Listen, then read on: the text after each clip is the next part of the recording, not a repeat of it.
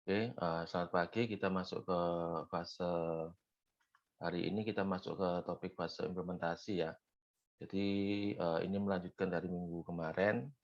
Kalau minggu kemarin kita belajar, bahwa SI itu seperti apa, implementasi sistem enterprise itu, kebutuhannya seperti apa, kemudian, potensi-potensi pekerjaan apa yang, terkait di mata kuliah ini, kemudian juga beberapa, sharing ya. Sharing tentang, pengalaman-pengalaman dari implementasi dari, perusahaan-perusahaan besar lainnya ya, baik gagal maupun, biayanya, tingkat kesuksesannya, kemudian berapa lama waktu yang dibutuhkan ya, naik naik turunnya pengalaman masing-masing perusahaan. Nah, di situ kita melihat bahwa, implementasi sistem enterprise ya yang, eee, di situ sudah ada kata-kata enterprise ya, berarti kan sesuatu yang besar. Nah itu, dengan, contoh-contoh kasus yang diberikan kemarin bahwa sebetulnya, tidak mudah untuk melakukan implementasi ya, apalagi kalau tidak didukung oleh dasar materi yang cukup dan praktek, pengalaman praktek ya, praktek untuk, eee, menjadi bagian dalam tim project. Nah, oleh sebab itu di minggu ini, minggu kedua kita akan melihat bagaimana sih kiat-kiat supaya, implementasi sistem enterprise yang dirasa memiliki potensi resiko, ya ada risiko kegagalan. Nah itu, tidak terjadi. Jadi kita punya strategi ya. Strategi ini nanti dituangkan dalam beberapa tahap-tahapan, fase implementasi itu isinya apa aja, dan juga, jenis-jenisnya itu apa aja sih. Kapan saya harus, pilih jenis yang model A gitu ya, model implementasi A. Kapan saya harus, kayaknya modelnya lebih cocok, model implementasi B, C, dan seterusnya ya. Terus, variabelnya apa sih yang menjadi dasar saya harus memilih si A, si B, si C, dan si D, dan seterusnya. Nah, itu kita akan belajar di minggu ini. Kemudian, hasil setelah materinya adalah fase implementasi, nanti di praktik, nanti masing-masing kelompok akan diberikan, contoh blueprint ya, sesuai yang sudah saya tentukan, nanti kita lihat di Google Sheet ya. Sudah saya tentukan, jadi setiap kelompok memiliki blueprint-nya masing-masing, dengan perusahaannya masing-masing ya. Jadi itu nanti akan dibagikan, 2 tugasnya adalah, sehabis dari kelas ini, tim masing-masing tim sudah bisa membuat project charter ya. Jadi dalam fase project ini kita sudah mulai masuk namanya project kick off ya. Nanti output-nya adalah file-file ini. 2 file utama ya, seperti yang saya sampaikan kemarin, kalau realnya nggak sedikit, tidak sesedikit ini ya, cuma 2 file ya. Tapi ini, 2 file ini cukup mempresentasikan ya percobaan kita untuk, mensimulasikan project, yaitu file pertama nanti ada, buat sesuai template ya, itu project charter, dan juga satu file berikutnya adalah, tentang project schedule ya, jadi formatnya dalam, eee, file Microsoft Project. Nah, saya akan, coba lihat, di Google Sheet ya.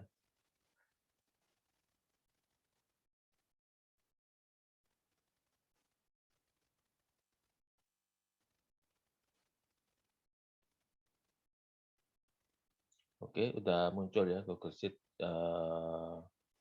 yang saya share tadi. Ya, nanti ini di sini, di kolom blueprint, ya di kolom blueprint sudah muncul ya, ada kolom baru namanya kolom blueprint. Jadi nanti kelompok satu akan menggunakan file BP08 tentang shoes, tentang perusahaan sepatu. Ya, jadi semua yang, anggota dari, kelompok nomor satu akan mengerjakan terkait perusahaan sepatu. Kemudian untuk kelompok 2 akan menggunakan file BP05 version ya. Jadi ini, kelompok 2 akan mengerjakan bisnis tentang industri pakaian. Kemudian untuk kelompok 3 akan menggunakan file BB02 ya skincare. Jadi ini untuk industri skincare ya atau kosmetik. Kemudian terakhir ada kelompok 4 akan menggunakan file BB04 ya untuk perusahaan food atau makanan gitu ya. Ya, nanti file-file ini akan bisa dicek di ULS ya untuk teman-teman ERP yang kemarin kok kayaknya belum muncul. Nah, itu memang ada sedikit kendala minggu lalu ya, sudah saya sampaikan ke tim admin karena di tempat akun saya itu nggak muncul ya mata kuliah ERP. Jadi yang muncul cuma ini ya, cuma ESI aja. Jadi nanti saya akan update ya mata kuliah ERP. Jadi di ULS-nya akan diberikan materi yang sama dengan di kelas ESI ya. Jadi kalau sampai ternyata masih ada kendala, nanti untuk jalan emergency nanti akan saya taruh di grup Facebook. Seperti itu. Jadi itu ya. Ini adalah pembagian blueprint dari masing-masing kelompok. Oke, saya kembali ke slide. Kemudian untuk update tugas sudah saya terima ya. Cuma memang belum saya balas satu-satu. Jadi kurang lebihnya sepertinya sudah mengumpulkan semua ya.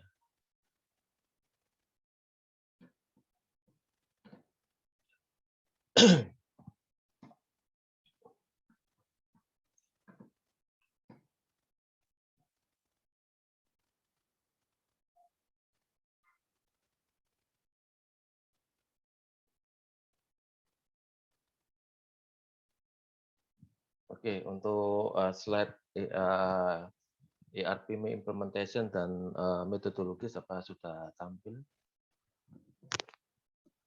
Sudah, Pak. Sudah ya. Oke, terima kasih.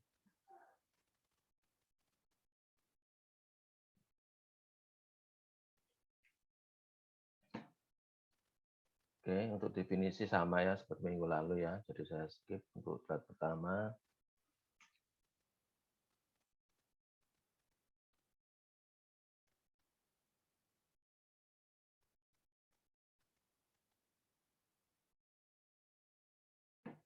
Oke, untuk introduction-nya ya. Jadi kenapa sih implementasi ini perlu kita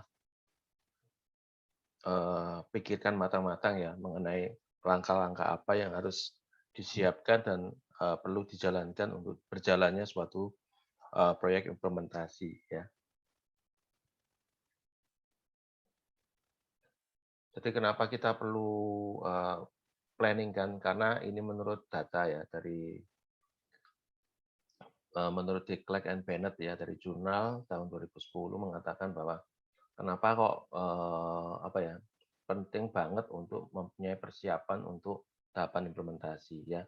Karena secara menurut survei mungkin ya survei yang dilakukan itu didapatkan hasil bahwa ada sekitar hampir separuh lebih ya 65% orang-orang eksekutif yang dilibatkan bahwa kenapa ini sangat penting untuk benar-benar tahu tahapan implementasi ya tidak seperti istilahnya pekerjaan yang lain kok perlu benar-benar paham tentang implementasi adalah karena ini akan membawa perubahan yang cukup ya. Jadi moderatnya cukup ya.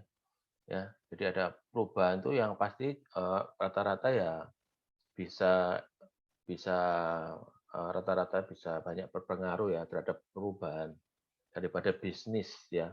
Dan itu kalau nggak disadari ya perubahan-perubahan itu pastinya akan berdampak ya berdampak ke dalam bisnis mereka ya sehingga akan memunculkan eh, kayak kemarin saya bilang ya ada pro dan kontra ya sehingga apa itu berpotensi untuk menimbulkan masalah dalam implementasi ya jadi nggak usah ragu-ragu lagi bahwa survei ini udah cukup menjelaskan bahwa yang namanya trigger untuk menjadi masalah implementasi, salah satunya karena ada perubahan, ya perubahan. Jadi, kalau menurut saya sih nggak ini ya, nggak cuma implementasi ya, dalam segala hal yang namanya berubah itu, terutama berubah untuk menjadi lebih baik ya, itu selalu ada tantangannya, ya selalu ada challenge-nya gitu ya. Nah, ternyata diimplementasi ditekankan dengan, keras bahwa perubahan ini yang men-trigger, eee, akan menimbulkan masalah dalam implementasi. Ya, kemudian di, baris berikutnya disampaikan bahwa implementasi, apa namanya, ERP ini itu tidak hanya sekedar ini ya, COTS ini ya, COTS ini ya. Jadi hanya terkait, komersial dari, aplikasinya sendiri, ya. Jadi gampangannya nggak cuma nggak cuma sekedar kita bisa beli ERP, nggak sekedar kita mampu membeli, software ERP yang mahal, nggak cuma itu, ya. Tapi yang perlu disadari adalah kita, seperti kita membeli mobil baru ya, yang benar-benar, misalkan kita sekarang ini mengacu ke arah mobil listrik gitu ya. Berarti kan, kita akan ke sana, kita akan, berusaha untuk memiliki atau mampu membeli mobil listrik, ya. Nah, setiap hal yang, baru ya, pastinya ada perubahan yang radikal, ya. Di sini kalau ERP ngomongnya pasti ada, readjustment ya, atau re-engineering ulang untuk, bisnis proses ya. Orang-orang lama dengan, gaya lamanya itu harus mampu untuk beradaptasi dengan bisnis proses yang, kekinian ya, yang sedang in.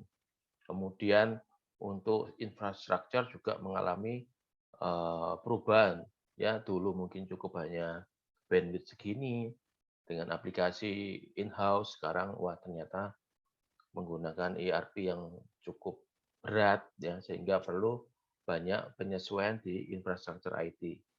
Ya kan, dan juga tentang untuk, strategic dan tactical goals ya. Jadi juga untuk visi dan misi perusahaan, bisa menjadi berubah ya. Jadi menempatkan contohnya apa, menempatkan kata-kata teknologi, memasukkan misalkan kalau sekarang ini IoT ke dalam misi perusahaan ya, bisa jadi seperti itu. Nah, kembali ke contoh mobil listrik tadi, kita mau mengacu ke sana, kita mampu beli ke sana.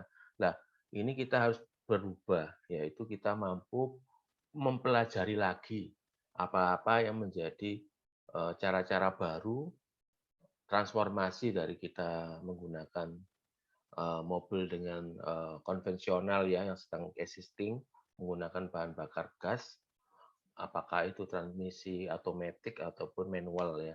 Nah, dengan, berpindah ke mobil listrik. Nah, ini jangan sampai yang terjadi adalah orang nggak mau berubah, ya, eee, misalkan sudah mampu beli mobil listrik, tetapi masih sering kali cari pom bensin. Nah, itu berarti kan, ini ya, tidak berubah ya, tidak berubah, tidak mampu, beradaptasi dan mempelajari, hal baru ya. Nah, itu contoh aja kecil ya.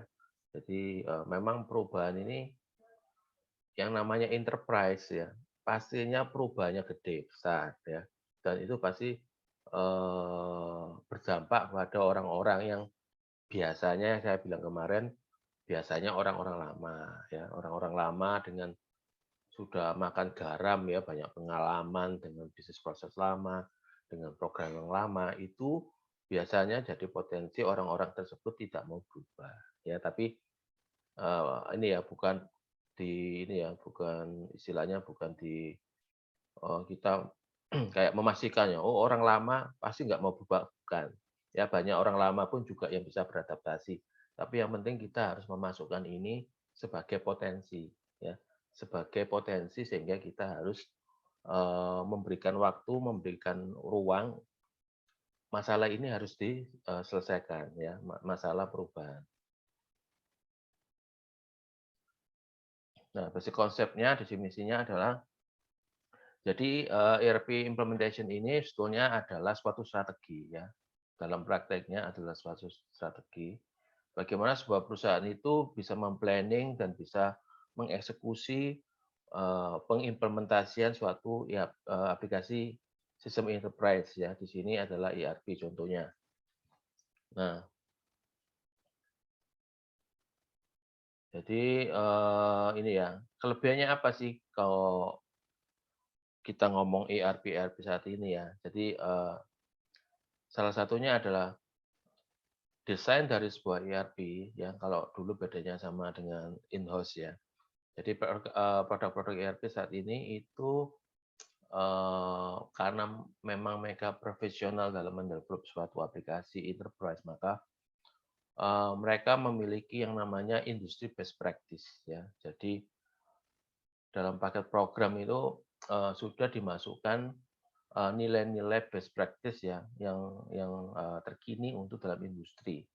Ya, jadi itu yang menjadi fitur-fitur dalam suatu ERP strategi supaya apa? Cepat masuk ke dalam suatu perusahaan. Ya, kemudian nggak cuma dalamnya ada industri best practice, ERP tersebut saat ini memiliki kemampuan untuk bisa di-tailor ya, di-tailor untuk fit ke dalam suatu organisasi. Ya, untuk masalah tailor ini biasanya kita mengacu kepada bagaimana memberikan jantung perusahaan ke dalam produk ERP yang dibeli. Ya itu ya. Jadi memberikan jiwa. Jadi kalau kalau pada akhirnya nanti semuanya harus bekerja menggunakan ERP ya, bisnis itu fit, bisnis itu masuk dalamnya ya, baik terkait master data, terkait transaksi. Nah, seperti itu. Jadi ada industri best practice dan ada tambahan ini bisa di-tailor ya. Jadi kemampuan ERP bisa di-tailor dengan baik-baik itu adalah suatu opsi dalam menentukan produk ERP yang akan dibeli. Apa sih industri best practice itu? Jadi contohnya gampangnya gini, semakin produk ERP itu semakin mahal, ya, dia biasanya sudah menyiapkan beberapa best practice industri yang spesifik. Contohnya apa? Kita ngomong the best ERP hari ini masih SAP ya. Jadi dia itu memiliki suatu tools yang membantu mengakselerasi implementasi dengan memberikan beberapa template ya. Beberapa template. Jadi kalau template-nya bukan beberapa lagi ya, cukup banyak. Jadi misalkan apa aja dalamnya? Ada yang template untuk aerospace, bisnis aerospace ya. Jadi ada template-nya. Jadi istilahnya kalau kalau kita sama-sama pernah install gitu ya, install suatu aplikasi, nanti akan ditanyai, Anda install ini misalkan untuk spesifik apa gitu ya. Nah, itu ditanyakan. Contohnya itu ada pilihan untuk menginstall untuk spesifikasi bisnisnya itu aerospace.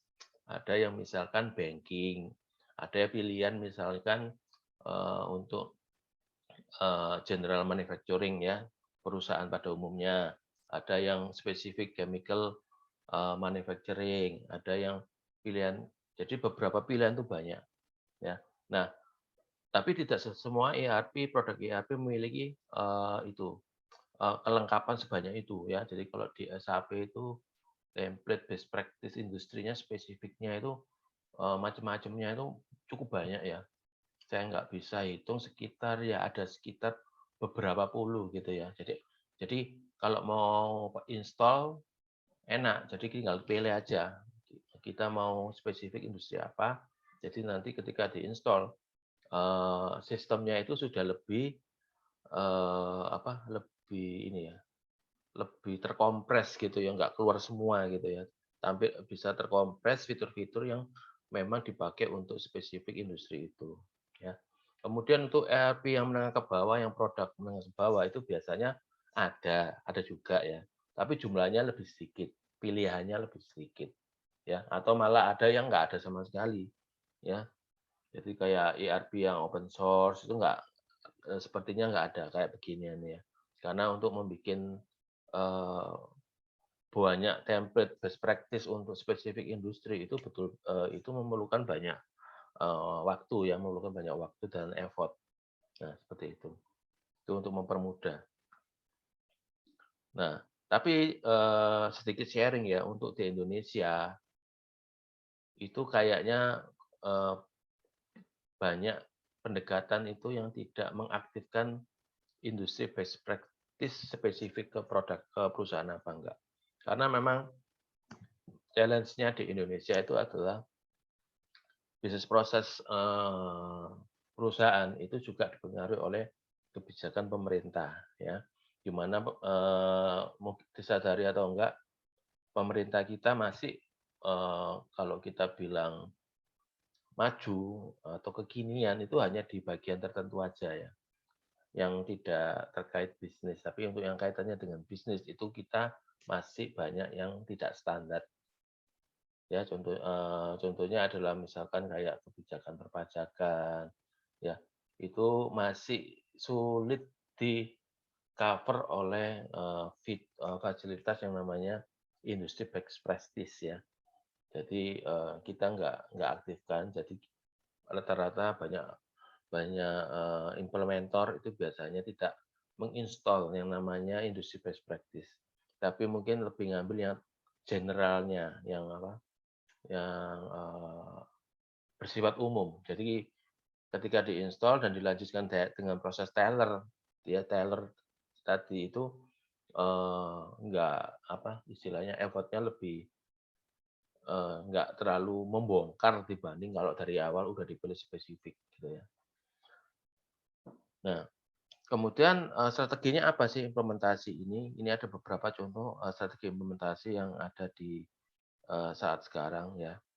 Jadi adalah pertama, implementasi strateginya adalah company driven implementation strategi ya.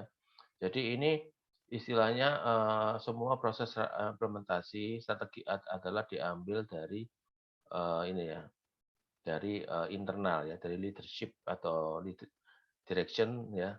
Jadi benar-benar, semuanya dilakukan oleh, eee, company, internal perusahaan ya. Jadi istilahnya ya nggak pakai konsultan gitu ya. Tapi ini biasanya, kenapa kok berani mengambil inisiatif ini, karena, bisa jadi perusahaan tersebut sudah memiliki expert-expert-nya ya. Jadi sudah, memiliki resource ya, memiliki resource tim internal yang dinilai mampu untuk menjalankan tanggung jawab, menginstall, menjalankan suatu implementasi produk ERP yang baru.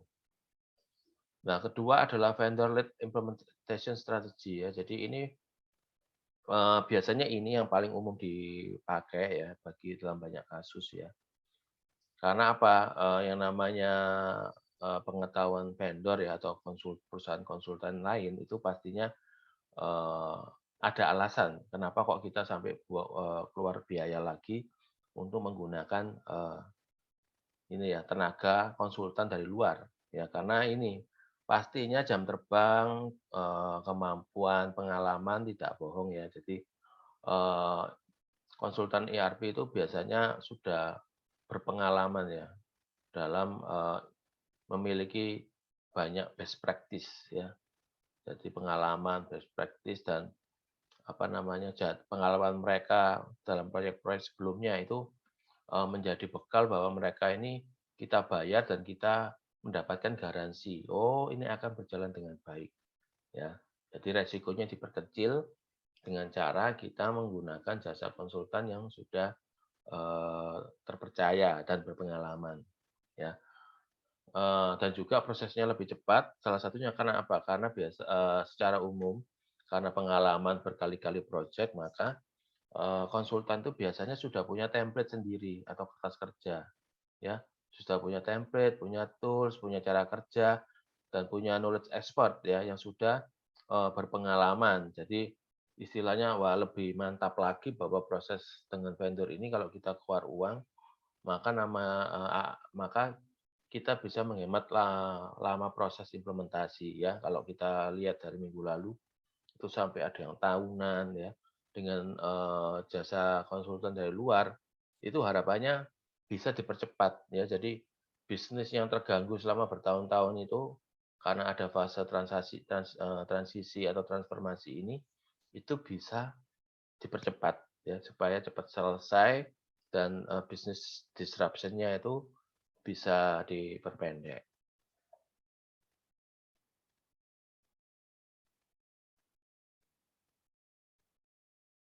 Nah, itu dua hal. Ya, jadi strateginya apakah mau dilakukan secara internal perusahaan atau melibatkan orang luar eksternal atau vendor. Nah, di dalam berikut ini ada beberapa aspek kunci yang terlibat dalam proses strategi untuk implementasi ERP ya. Jadi perlu diketahui bahwa setiap untuk implementasi itu ada selalu yang namanya inisiasi ya.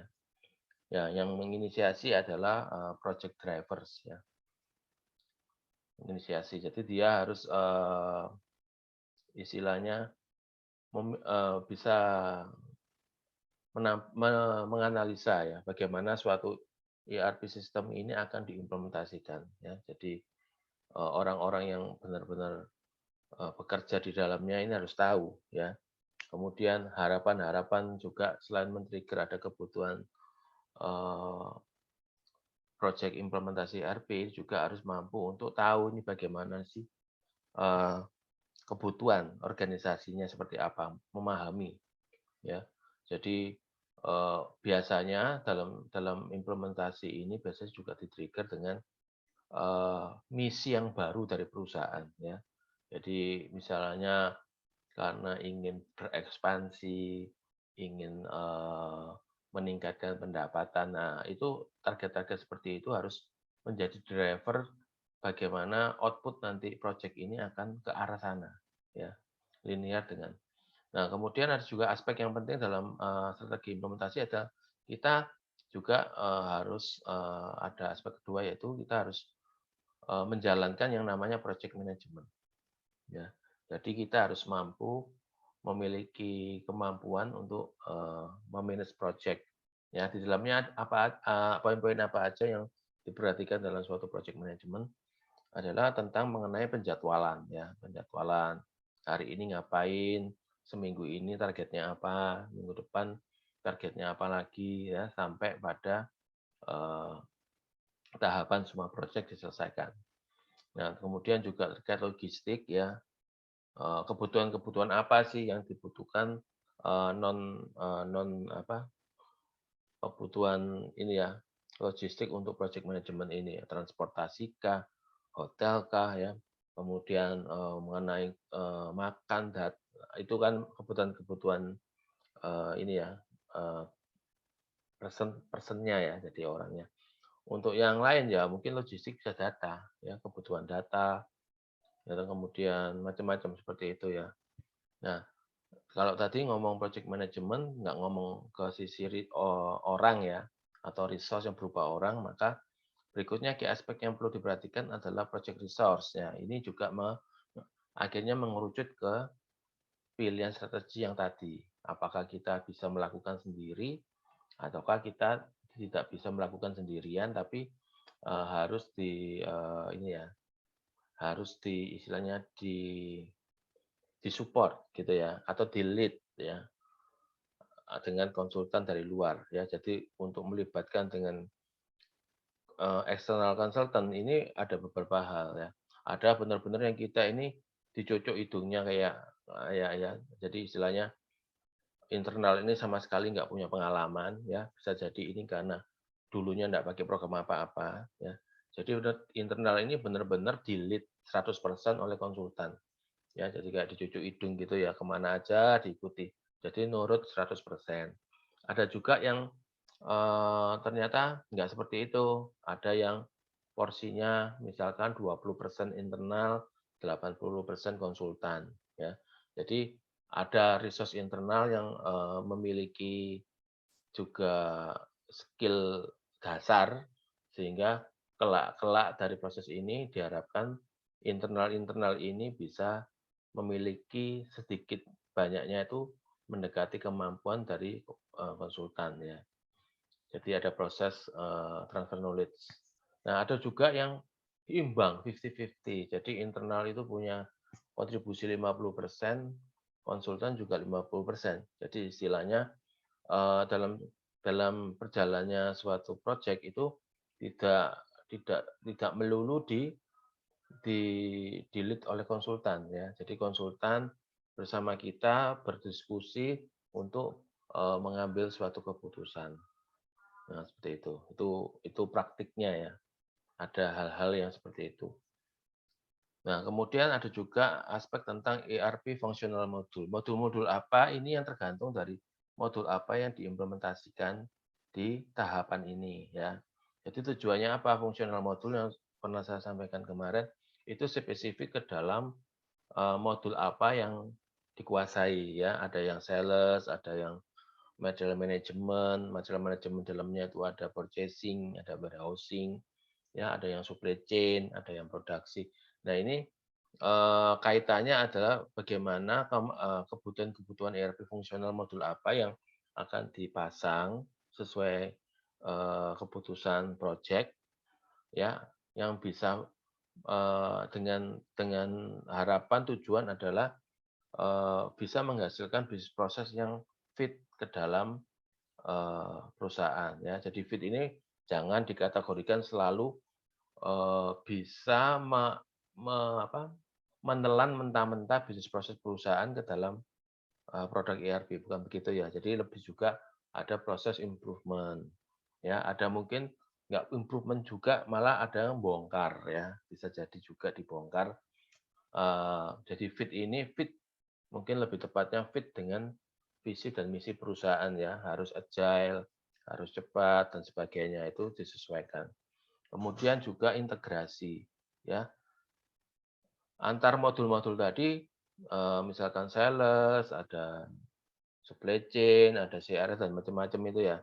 Nah, itu tidak akan menjadi berguna banyak kalau mereka tidak bisa berintegrasi. Ya, integrasi itu contohnya apa sih? Paling gampang dari titik penjualan ya. Dari titik penjualan harus bisa berintegrasi dengan modul material management dalam hal ini warehousing ya. Jadi istilahnya ketika fungsi sales ini menjual mengirim barang ya atau akan mengirim barang, dia harus bisa berintegrasi untuk melihat stok dari modulnya MM ya ini warehousing, bisa lihat stok ya, bisa sharing informasi, bisa integrasi sampai dia bisa mengirimkan barang dan dia program harus bisa memotong stok yang ada di rumahnya si material management. Ya, jadi ada integrasi. Contohnya di sini adalah modul sales dan modul material management. Ya, ini contoh dan contoh-contoh ini bisa diterapkan antar modul yang lain. Ya, masih banyak lagi. Itu yang namanya integrasi. Power dari ERP adalah integrasi ya. Jadi kalau misalkan dalam suatu project konsultannya sendiri tidak bisa memiliki jiwa integrasi, nah itu kurang maksimal ya. Wong tujuan ERP adalah mengintegrasikan, menyatukan. Ya, tapi kalau antar fungsionalnya sendiri tidak bisa bersatu, nah itu tantangan ya dan saya rasa itu nanti akan menghambat. Jadi salah satu pengalaman yang cukup penting adalah kalau kita bertemu dengan membutuhkan konsultan ya, kita harus bisa juga meyakinkan bahwa konsultan-konsultan yang terlibat dalam proyek itu punya chemistry ya.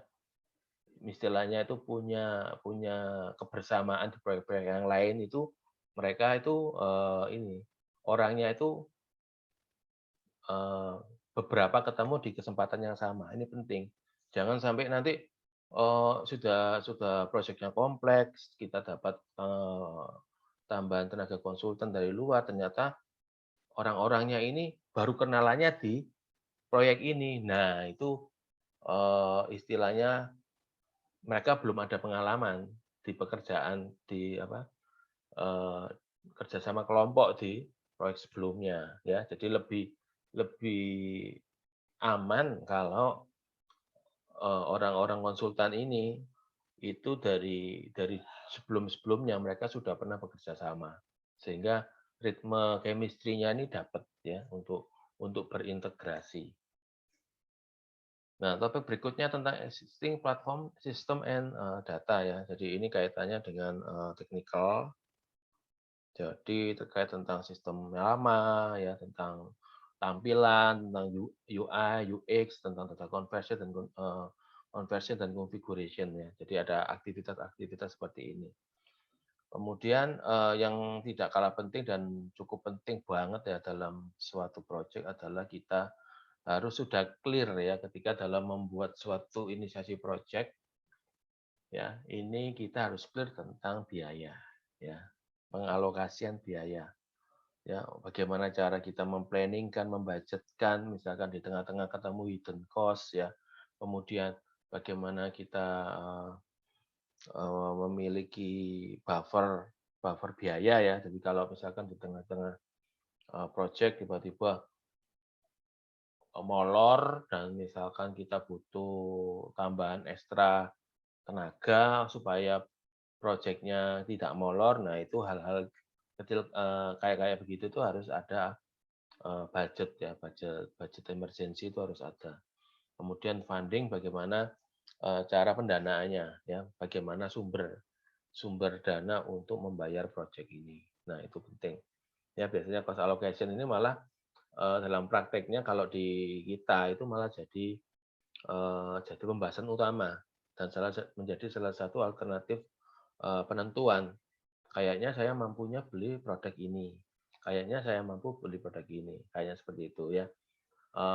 Mungkin ada yang lebih lebih sombong ya, "Oh, saya mampu kok beli nomor satu, langsung aja beli nomor satu ya. Nah, itu salah besar ya. Di slide sebelumnya sudah disampaikan bahwa, implementasi ini tidak sekedar kita mampu membeli apa, tidak sekedar itu ya. Ini, company project ya, kita harus, membuka mata, kita melihat ke bawah ya. Organisasi kita mampunya saat ini maksimal sampai mana. Nah, ini perlu diperhatikan ya, nggak sekedar, bisa beli yang canggih, yang terbaru, yang termahal, tapi kita sendirinya belum mampu belajar ke sana. Nah itu, saya, ingatkan sekali lagi ya. Nah, project diver biasanya ini stakeholder ya, orang-orangnya. Orang-orang yang men-trigger suatu project, ya kita harus, implementasi ERP yang lebih baru, atau kita menambahkan modul, atau kita menambahkan fitur yang dengan existing system. Nah, ini adalah trigger-nya ada stakeholder. Ya, stakeholder itu adalah stakeholder perusahaan ya, biasanya ada apa aja sih, komisaris, direktur utama, semua orang-orang yang memiliki modal ke dalam perusahaan ya. Jadi kalau sampai perusahaannya kayak listing saham ya menjadi terbuka ya. Stakeholder ini juga meliputi sekian persen orang-orang di luar perusahaan ya. Jadi majority yang megang saham itu biasanya akan diundang di eh, rapat umum pemegang saham gitu ya atau RUPS. Nah di situ kadang disampaikan kami nggak puas dengan ini. Misalkan kami sebagai stakeholder atau pemegang saham perusahaan dari luar nih, dari luar perusahaan tidak puas dengan kinerja perusahaan ini, gitu ya. Dari dasar laporan keuangan yang dipublish ke publik, mereka memberi masukan. Bisa jadi sampai apa kalau kalian lihat, mungkin Anda yang mulai menebak ya, ada ya, CEO resign gitu ya, ada, terutama yang di ini, perusahaan-perusahaan startup ya. Ya, jadi, paling gampang itu yang paling sering itu Bukalapak gitu ya. CEO-nya resign ya, jadi kadangkala, berita dengan kejadian itu belum tentu sama ya. Bisa jadi memang ada permintaan stakeholder untuk penggantian direktur, ya. Nah, tapi di berita dikemas sebagai, orang tersebut mengundurkan diri sendiri, ya. Ada seperti itu. Dan itu nggak cuma berlaku dari yang tadi, di perusahaan yang tadi saya sebutkan, di banyak perusahaan juga sama ya. Jadi kalau stakeholder, nuntut sesuatu gitu ya, nah itu biasanya dikemas beritanya jadi lain, ya. Bisa juga, stakeholder-nya merasa, infrastruktur sekarang terlalu tidak memadai ya, salah satunya ERP.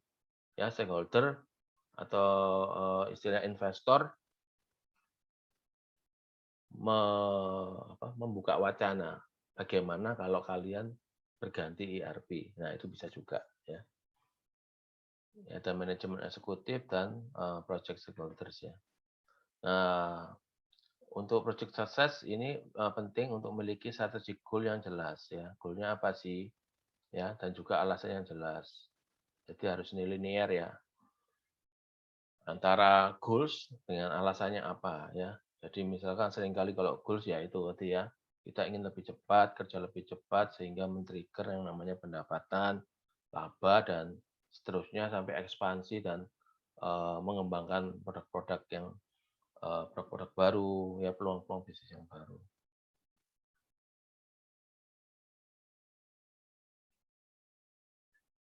Kemudian berikutnya adalah ini ya,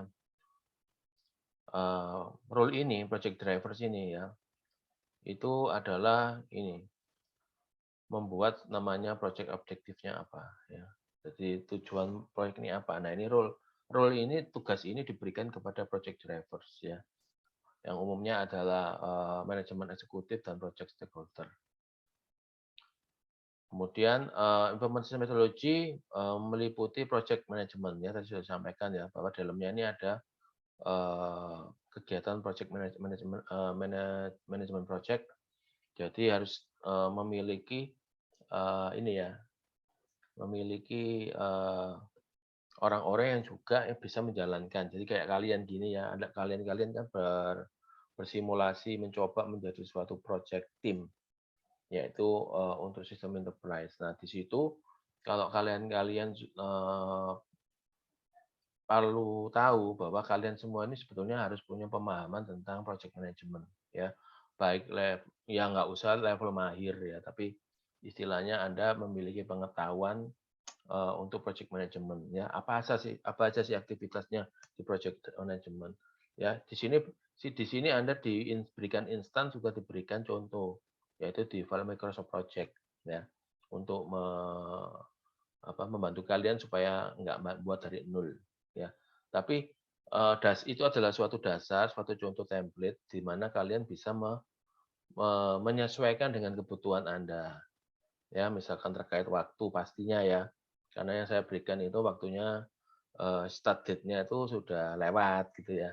Nah, kalian itu wajib mengganti start date ya, kapan itu dimulai sampai pada hari penyelesaian target project itu harus Anda. Nah, itu perlu sedikit pengetahuan tentang kalau tools ya harus tahu sedikit banyak soal Microsoft Project ya.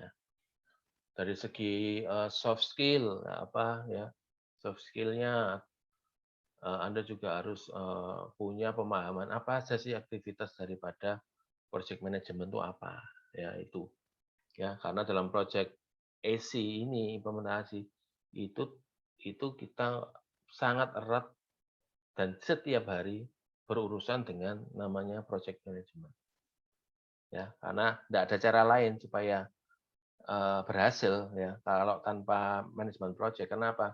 Kita melibatkan orang banyak, kita melibatkan banyak pekerjaan. Ada pekerjaan yang berjalan paralel ataupun berjalan secara berurutan. Kemudian kita dibatasi oleh waktu, ya. Kemudian planningnya, perencanaannya cukup panjang. Nah itu kalau nggak punya tools, nggak punya manajemen project, wah itu susah memanage nantinya ya. Jadi kalau dalam nanti kalian ada yang tertarik di dunia ini, hal-hal implementasi, ya kemampuan project management, ya baik secara tools maupun secara pengambilan keputusan, sikap, ya itu cukup cukup penting untuk dimiliki.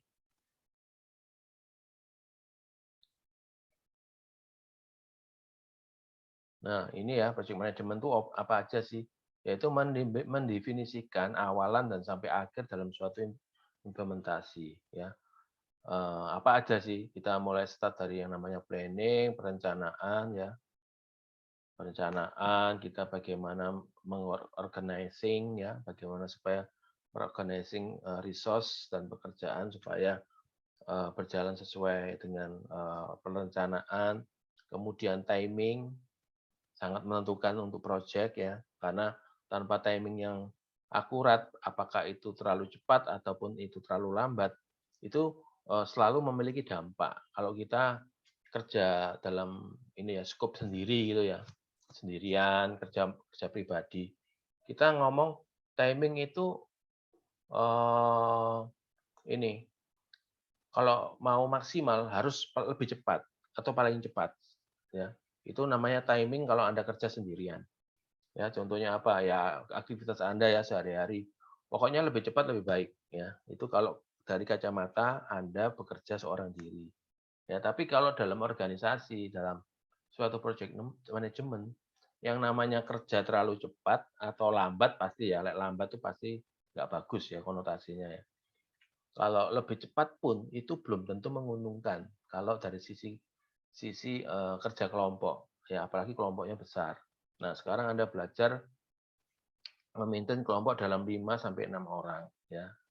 Ini KPA dan KPB, saya lupa ya ini kelompok sini berapa orang, sana berapa orang ya. Nah, itu, eee, goals-nya adalah timing organisasi ya, bukan timing individu. Ya, jadi Anda mau lebih cepat, lebih lambat, itu lebih cepat pun ada dampak ke yang lain, ya. Istilahnya Anda cepat, tapi belum waktunya bisa dikerjai oleh, orang berikutnya karena orang berikutnya sedang ngerjain yang lain, maka apa, kecepatan Anda itu, tidak bisa langsung diestafetkan untuk proses berikutnya, ya. Jadi itu dampaknya. Menambah menambah cepat project, enggak. Ya, secara total project-nya tetap sesuai rencana, tidak dipercepat ya. Jadi istilahnya Anda lebih cepat, itu harus juga bersinergi dengan yang lain. Yang lain memang bisa diajak lebih cepat. Nah, itu hal-hal ya, kalau dalam organisasi, enggak selalu kerja lebih cepat itu enggak ada dampak, tidak ada maksudnya tidak selalu berkonotasi dengan, keuntungan ya kalau di organisasi. Jadi modalnya ya lihatlah, project management Anda, apakah ini dipercepat bisa memberi dampak keseluruhan goal atau ya cuma cepat, ya udah berhenti di situ, sambil nunggu waktu yang sudah direncanakan. Nah, seperti itu. Kemudian resourcing adalah, pastinya yang paling kelihatan adalah manusia, tenaga ya. Kemudian juga resource ini kalau dalam banyak hal yang lain bisa berupa barang ya, bisa alat bantu, bisa tools ya, bisa mesin dan sebagainya. Dan juga aspek lain adalah scheduling ya. Jadi project management pasti ngomong, eee, pasti membicarakan soal tentang, yang nggak ada di sini adalah biaya ya. Tentang biaya, tentang orang, tentang jadwal, tentang waktu ya. Nah, tujuannya apa sih kok, project management ini penting ya, salah satunya menjadi tools yang membantu untuk, project implementasi ERP atau sistem enterprise adalah karena, tanpa project management ini, eee, sulit untuk membuat, orang-orang yang di dalam project ini bisa on the track gitu ya. Ya jika kalau nggak ada project management-nya, jadi kalau zaman sekarang ya hampir saya sangat, yakin ya bahwa, terutama di IT ya, itu sudah pada melek ya, perlu alat bantu untuk, project management ya. Paling paling gampang, paling sederhana, adalah pakai grup WA ya, atau grup sosial media kayak Facebook gitu ya. Nah, tapi dengan, kompleksitasnya nggak semua ya, kita harus benar-benar, punya tools yang memang spesifik ke dalam kolaborasi project ya.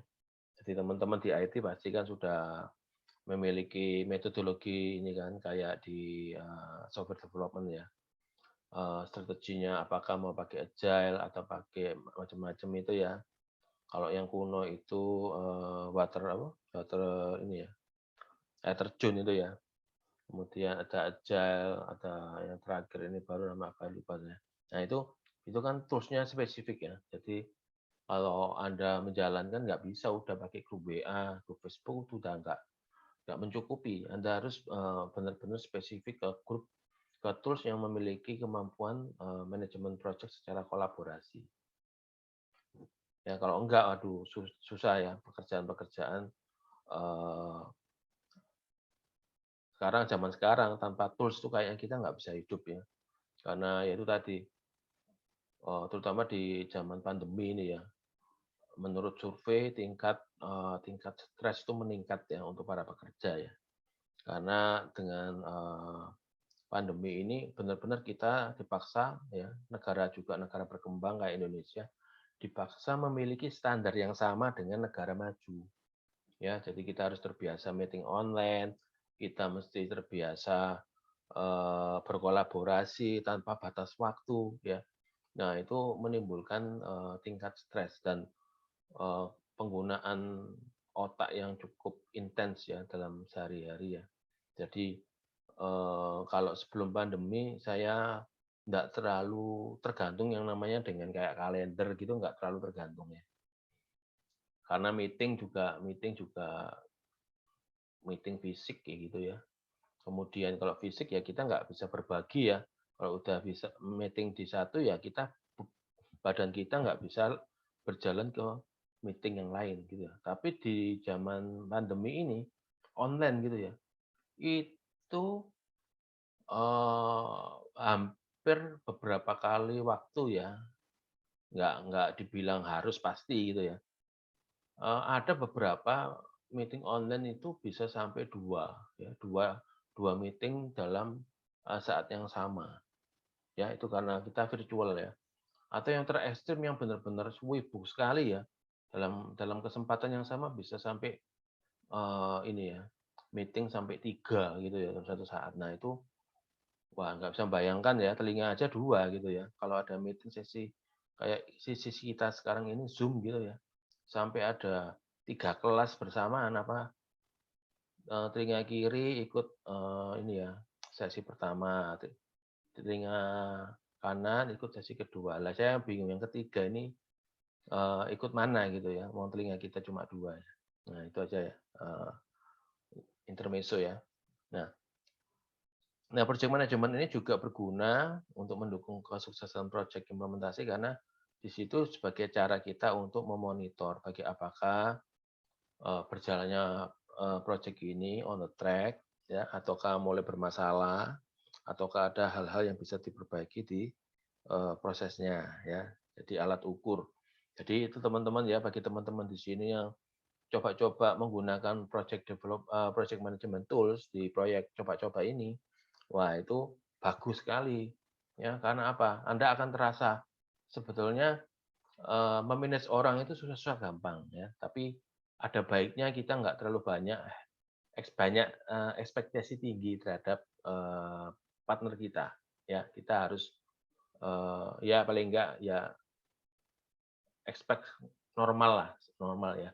Nah itu bisa dimaksimalkan ya, supaya yang normal tadi ya, normal ekspektasi kita menjadi anggota tim yang pada solid, yang pada tahu tanggung jawabnya, yang pada tahu macam-macamnya, tahu jelas bagiannya, jelas, transparan.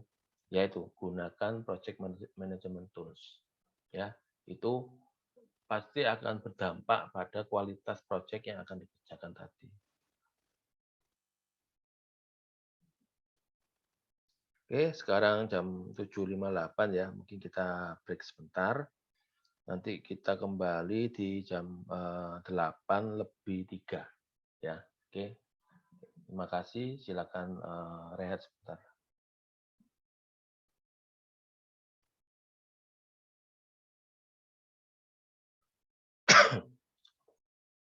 Nah, kita lanjut ke bagian project resource ya. Jadi sumber daya apa aja sih yang dalam project adalah,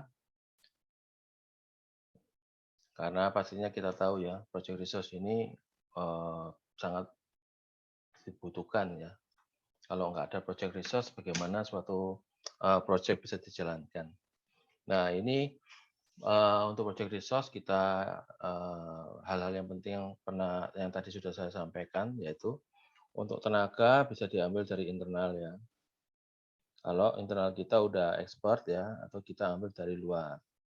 Ya, kemudian eh, sama seperti proyek yang lain ya. Jadi karena kalau kita sampai tidak memiliki resource yang tepat ya dalam satu proyek ini akan menjadikan suatu bencana ya. Jadi harus benar-benar, bukan berarti gini ya, eh, harus proper ya. Jadi ada kalanya, oh saya di perusahaan kita udah siapkan banyak-banyak orang gitu ya, tapi nggak di-assessment ya, sehingga yang disebutkan sebagai resources ini nggak ada assessment-nya.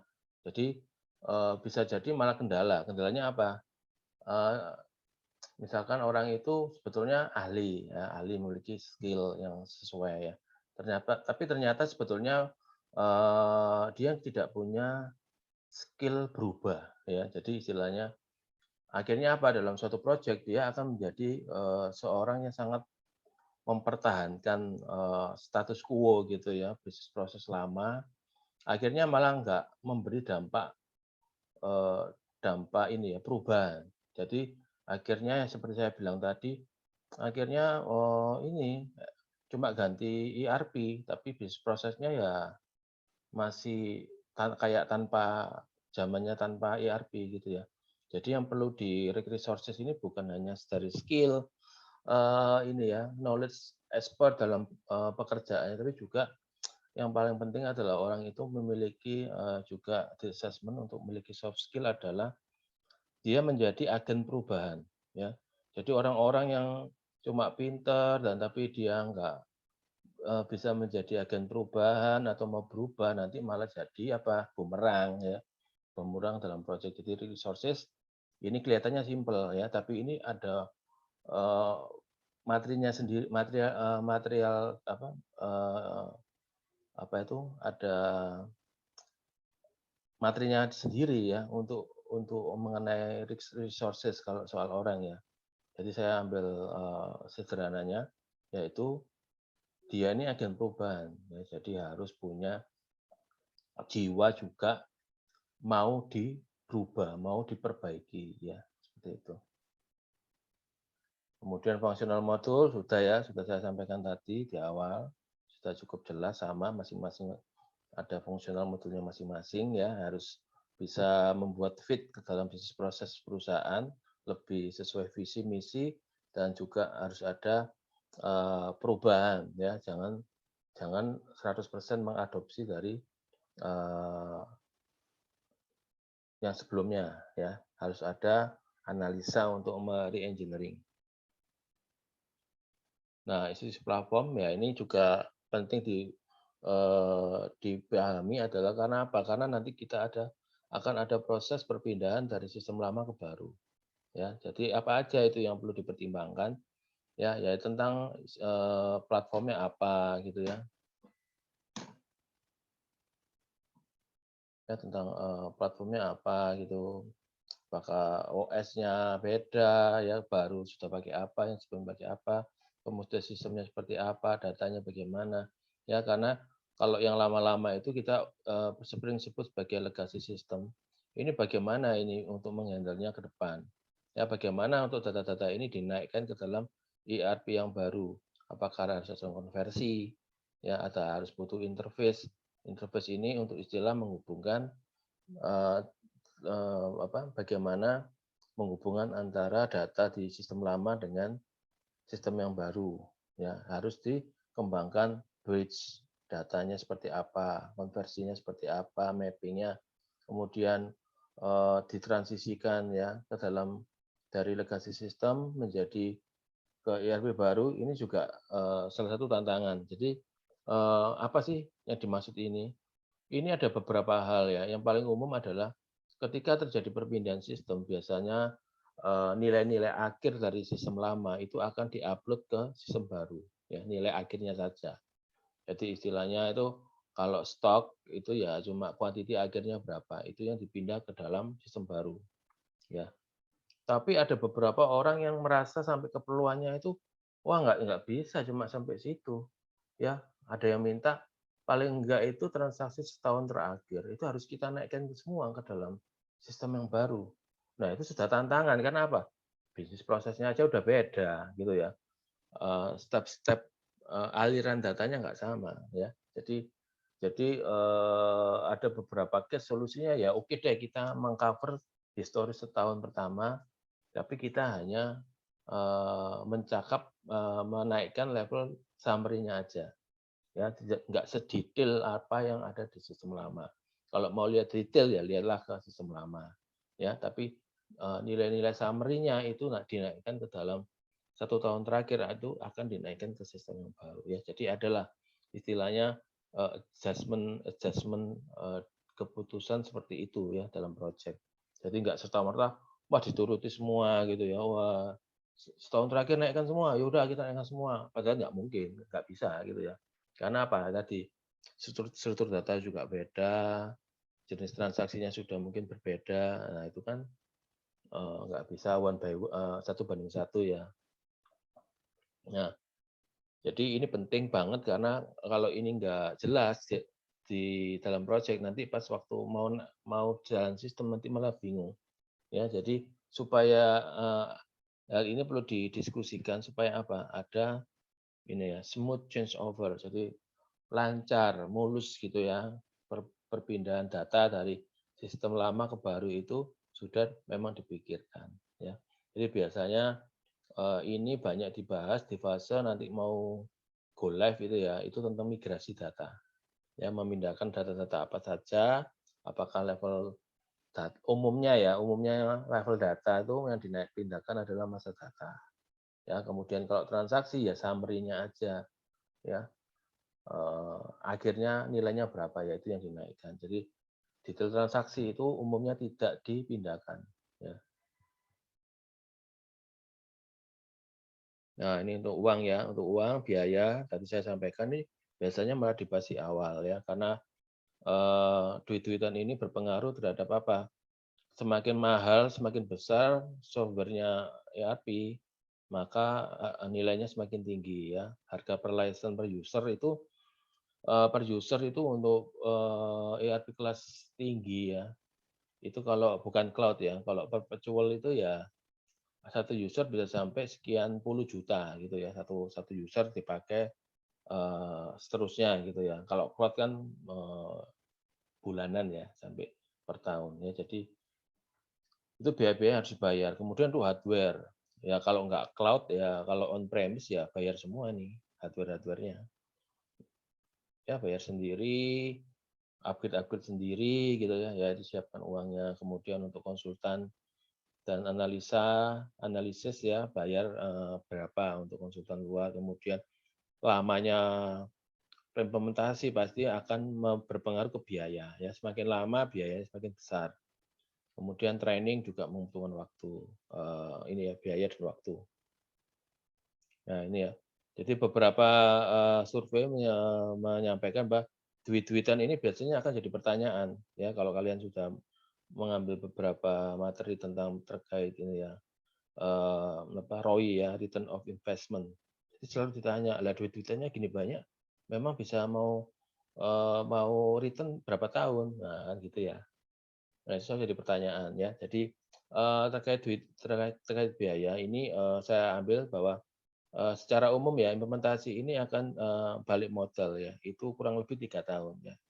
Jadi ini majority ya, jadi pasti ya namanya majority kok, ya kita bisa mengungkapkan kata ini majority, bahwa karena apa, ngitung ini nggak gampang ya, jadi kita menggunakan dasar, jurnal aja orang-orang yang sudah mengumpulkan data dengan baik. Jadi secara majority implementasi itu biaya-biaya itu akan ter-payback, kurang lebih 3 tahun ya, yang di mana, data yang diambil itu untuk, data ini ya, data survei ini dapat dari.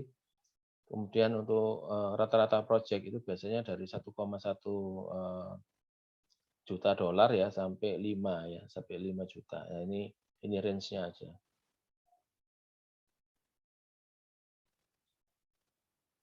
Ya tadi sudah ya, jadi untuk metodologis ada yang tadi sudah disampaikan adalah ini ya, company driven, jadi semuanya menggunakan log internal perusahaan, ada yang di lead sama vendor ya. Ada yang joint venture tapi ini nggak umum ya di Indonesia.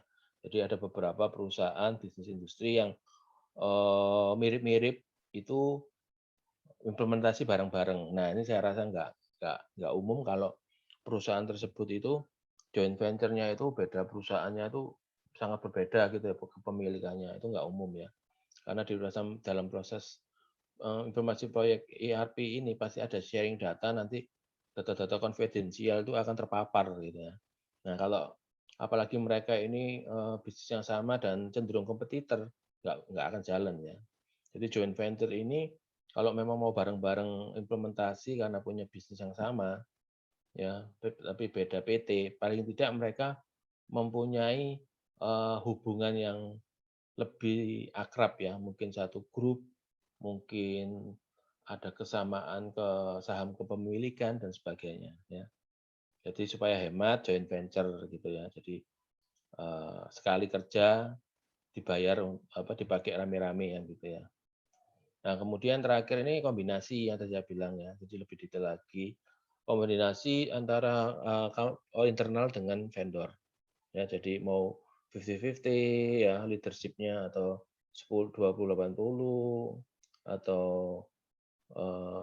terserah ya, banyak variasi ya. Jadi gampangannya atau malah 0-100 gitu ya. Kalau 0-100 itu ini ya. Kalau nggak company driven ya, itu 0-100 jadi 100% company, ini 100% di-lead oleh vendor ya, seperti itu.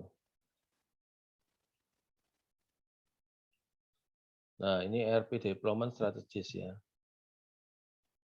Jadi masuk ke dalam kita pendekatan baik sih untuk bagaimana untuk mengimplementasikan.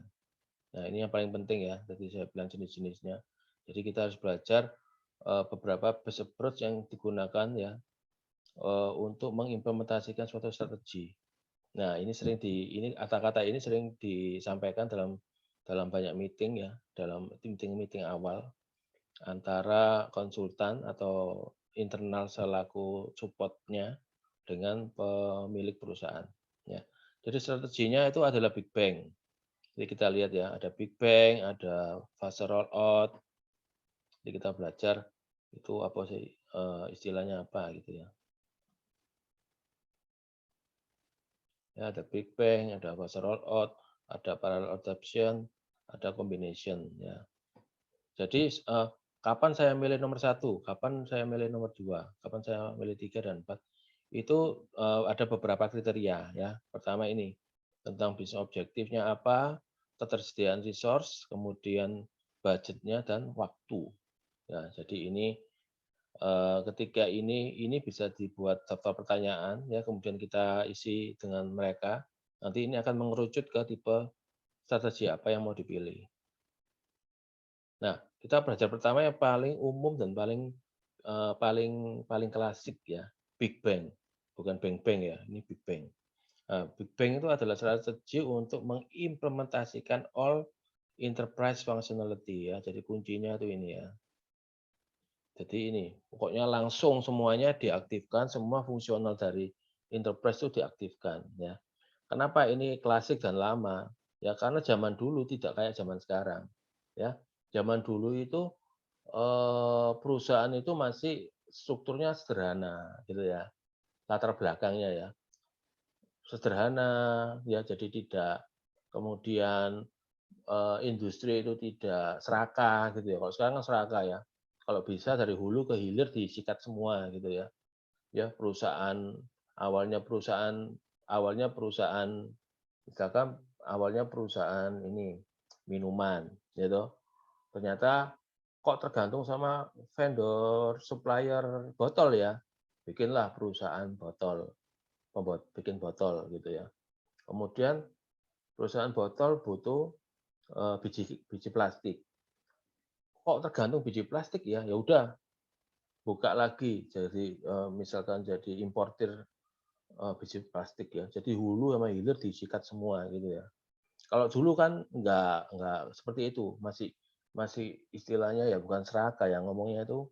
Kalau sekarang ini selalu ngomong kalau bisa ya hulu hulu ke hilir kita kerjakan semua supaya apa? Cost-nya itu lebih rendah, harapannya gitu, ya. Nah, kalau zaman dulu enggak sampai seperti itu. Jadi ya kita fokus ke apa yang skill skill skill kita di mana perusahaan itu ya. Jadi kalau perusahaan biji plastik ya ada perusahaannya sendiri, nggak kenal gitu ya. Kemudian ada pabrik pembuatan botol plastik juga orang luar kita nggak kenal. Sampai yang kita memang ahli dalam bidang pembuatan racikan minuman gitu ya, jadi spesifik. Nah, gaya-gaya klasik dulu itu seperti itu. Jadi kenapa sehingga bisa Big Bang? Karena apa? Skopnya juga sederhana, ya karena cuma fokus di perusahaanmu apa gitu loh ya. Bisnismu spesifik, yaitu bikin eh, apa istilah menjual minuman gitu ya, spesifik banget gitu. Bisnis prosesnya spesifik, nggak ada variasi transaksi yang aneh-aneh, sehingga Big Bang ini muncul. Jadi semua functionality dari pabrik pembuatan minuman itu dibuat semua ya. Bisa dikerjakan semua sekaligus walaupun banyak cabang. Ya, cabang-cabangnya juga sama membuat pembuatan itu gitu ya. Nah, sehingga keluar Big Bang ya. Jadi semua berpindah ke sistem baru, semua functionality-nya di-on-kan semua pada satu saat ya, kemudian semua user berpindah ke sistem baru pada waktu tertentu ya. Kemudian juga melibatkan semua organisasi ya. Jadi antara perusahaan dan cabang-cabangnya serentak berubah semua pada tanggal yang ditentukan. Ya seperti menyalakan lampu ya. Jadi ketika go live ya dengan sistem baru maka sistem lama langsung dihentikan, dimatikan ya. Kemudian karena dampaknya seperti itu, kita langsung move semua ke sistem baru dan meninggalkan serentak mendadak di sistem lama, maka apa? Kalau terjadi sesuatu, misalkan nggak tahu kenapa tiba-tiba solusi yang baru ini kok diputuskan, waduh kok nggak bisa ya, nggak bisa dipakai lagi ya. Karena misalkan mungkin nggak cocok atau ada bisnis proses yang ketinggalan, yang vital tapi ketinggalan, dan macam-macam masalah lain ya. Biaya untuk kembali ke sistem lama itu benar-benar challenging ya, karena sudah kita tinggal beneran gitu ya.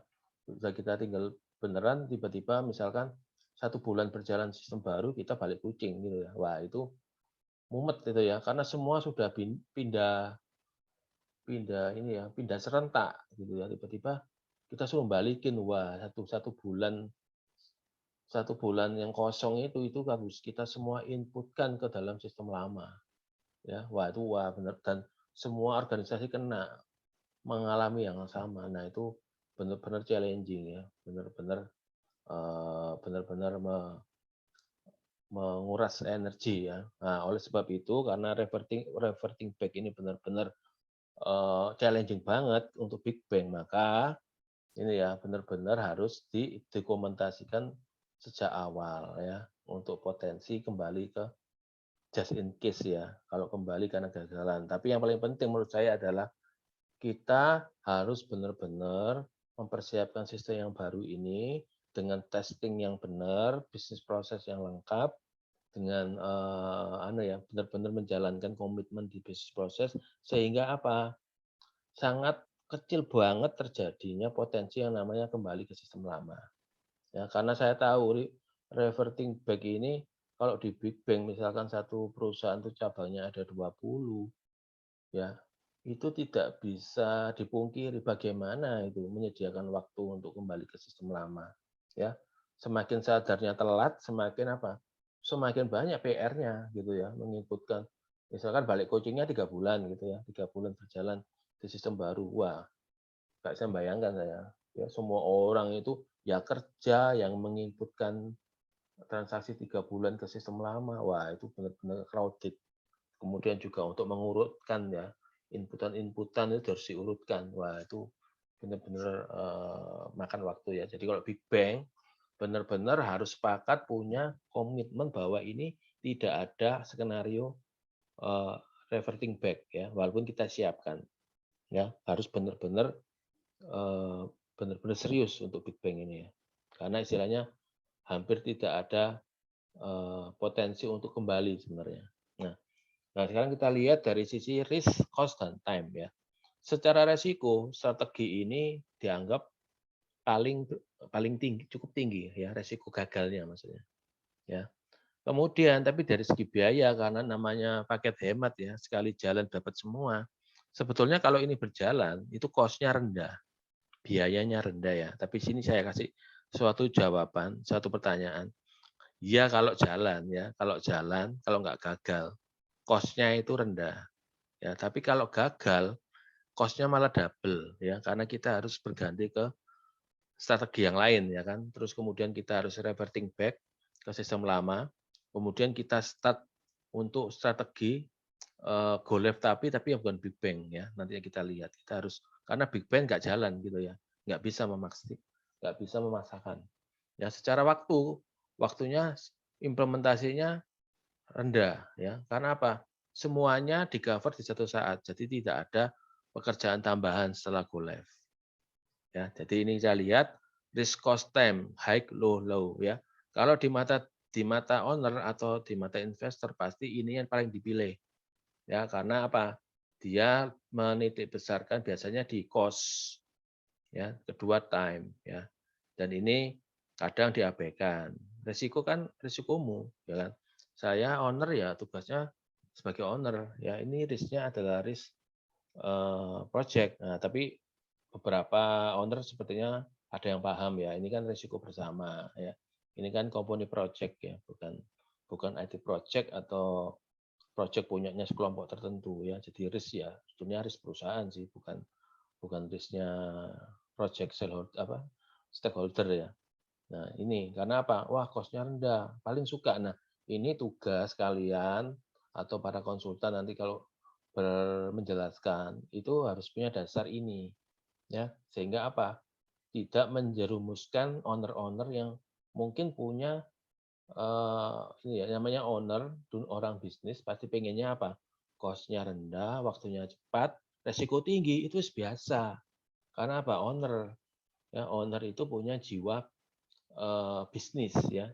Jiwa bisnis biasanya match dengan yang ini. Suka risiko yang besar, biayanya rendah, waktunya cepat. Nah, itu apa bisnis.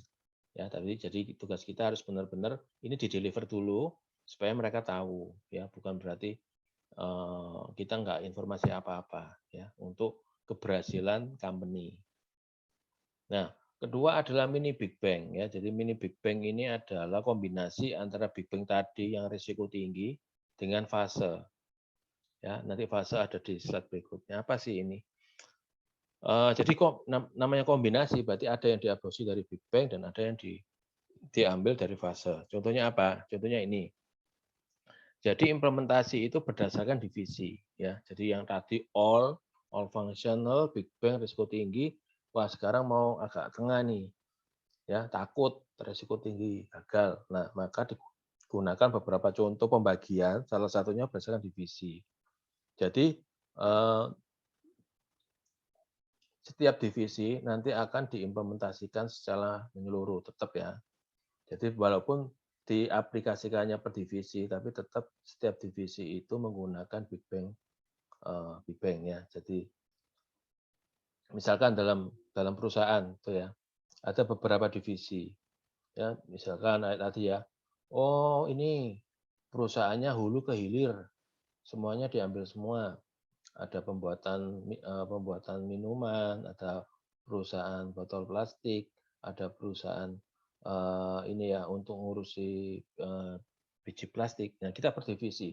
Divisi itu berarti apa? Ya udah mana ada dari ketiga ini yang paling menghasilkan yang paling penting bagi perusahaan ini, grup perusahaan ini. Ya udah pertama adalah divisi pembuatan minuman. Ya udah itu yang dikerjakan dulu. Ya dikerjakan dulu. Yang nomor 2 dan 3 yaitu perusahaan pembuatan botol minum ataupun sampai biji plastik ini dilanjutkan di lain waktu. Kalau ini udah berhasil. Nah itu contoh ya per divisi ya. Nah tadi semua siklus tentang perusahaan pembuat minuman itu dilakukan secara Big Bang. Ya, yang 2 dan 3 itu kayak fase nanti aja. Nah, seperti itu. Ya. Kemudian contoh berikutnya adalah dibagi-bagi terhadap fungsional ya. Misalkan apa? Paling sering itu finance. Nah, kalau tadi division itu tergantung dari bisa dari output dari ini ya, produk apa yang dihasilkan grup perusahaan tersebut. Kalau fungsional kayak tadi kita belajar ada SD, ada sales, ada MM. Jadi kita on-kan semua ketiga perusahaan tadi, minuman, pembuatan minum, ada botol plastik, ada biji plastik, tapi kita mengaktifkan hanya fungsi finance dan accounting-nya semua. Nah, ya jadi beda ya. Jadi yang apa, kalau dicontoh di sini ya, nanti yang kaitannya manufacturing, ada human capital, itu nanti-nanti aja, setelah ini berhasil ya. Jadi kalau, contoh second example ini yang paling sering adalah nggak cuma finance kalau yang saya tahu ya. Kalau finance terlalu terlalu ini, terlalu terlalu apa, terlalu mendasar. Biasanya harus di dipartnerkan dengan modul lain, misalkan, ya finance dan inventory, ya gitu ya. Jadi nggak lama nanti finance sendiri, besok-besok inventory, besok-besok pabrikan, besok-besok human capital, itu terlalu lama, ya. Jadi itu namanya mini Big Bang. Nah, ini kelebihannya untuk ini ya, kelebihan dan kekurangan untuk, mini dan Big Bang ya. Mini dan Big Bang, jadi mini dan Big Bang sama, dari kelompok ini ya. Jadi, kelebihannya adalah ini ya, bisa dibaca ya kelebihannya ini ya.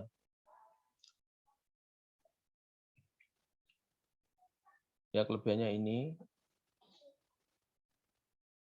jadi waktu lebih singkat, kemudian implementation pain point dan challenge armor run on post go live ya. Kemudian, cost bisa lebih rendah karena 1 saat, kemudian training juga, bisa diselesaikan sekaligus ya. Kemudian ERP bisa berjalan pada, eee, waktu yang tepat, ya.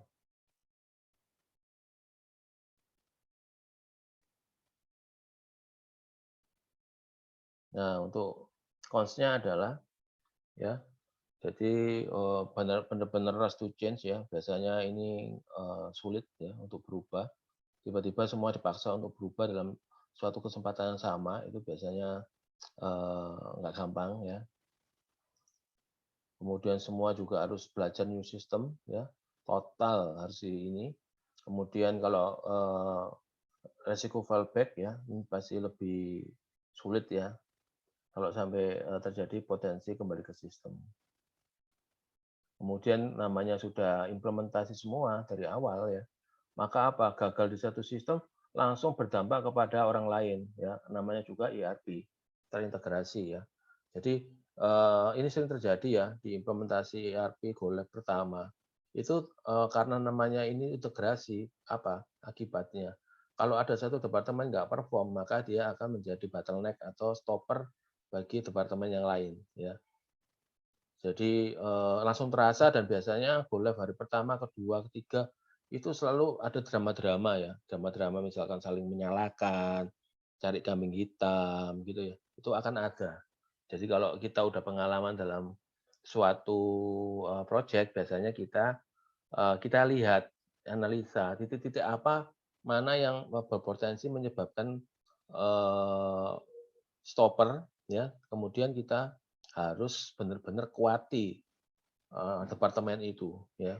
Supaya apa? Supaya, di titik awal ini mereka bisa, tune in dengan speed dari departemen yang lain ya. Jadi ini hampir sama dengan project ya, ada satu yang nggak perform, ya secara whole nggak perform ya. Secara umum semua nggak perform ya. Nah, seperti itu ya. Nah, ketiga ada roll out ya. Jadi kita ada big bang, ada mini big bang, ada roll out. Nah, roll out ini, per fase ya. Jadi satu project dibagi beberapa fase, beberapa tahapan besar. Ya kita, jadi empasisnya adalah bagaimana sih memotong-motong suatu project ini supaya, ukurannya lebih kecil tapi bisa terus, ini ya bertahap menuju ke total, tujuan ya untuk beberapa period. Jadi Eh, jadi dampaknya user pun pindah ke dalam sistem itu dalam serangkaian langkah yang sudah direncanakan ya. Jadi nggak langsung kaget, wah semuanya berubah gitu ya dalam satu saat.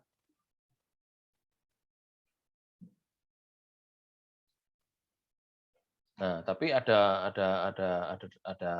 dampaknya nih kalau menggunakan ini ya. Di satu sisi memang ada enaknya, tapi satu sisi juga ada potensi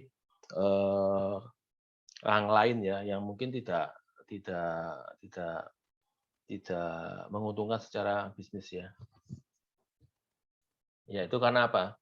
Secara risiko sebetulnya masih ada ya, walaupun tidak setinggi eh, si ini ya, Big Bang ya.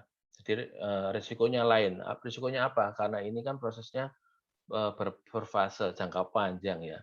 Nah itu kita tahu ya, prosesnya jangka panjang itu kan dalam dunia kerja kita kan tidak tahu ya. Dalam beberapa fase itu bisa jadi terjadi apa? Pergantian orang ya. Nah, hal itu juga ada resiko ya. Semakin lama project misalkan 7 tahun, total project 7 tahun dibagi 7 fase, total 7 tahun. Nah, bayangkan dalam 7 tahun itu bagaimana kita memastikan anggota tim kita masih sama. Nah, itu risiko yang lain ya. Tapi secara risiko keberhasilan sistem itu jauh masih lebih rendah risikonya dibanding yang Big Bang tadi. Ya, secara cost ini tidak sepaham dengan owner biasanya. Karena apa? Cost-nya lebih tinggi. Karena waktu yang lebih lama pasti akan biayanya lebih tinggi ya, secara cost tinggi. Secara waktu pasti tinggi karena kita bagi dalam beberapa periode waktu ya. Jadi walaupun di sini risk cost hike-nya ini ya, hati-hati yang di sini. Ini harus clear bahwa yang risiko di sini itu tidak pengertiannya tidak serama persis dengan yang di Big Bang ya. Jadi kalau yang ini cost hike itu absolute pasti iya, ya pasti iya. Kalau time hike pasti iya ya. Sedangkan resiko hike di sini jangan disamaratakan dengan hike yang di versi Big Bang ya. Karena ini secara keberhasilan project ini lebih tinggi daripada Big Bang.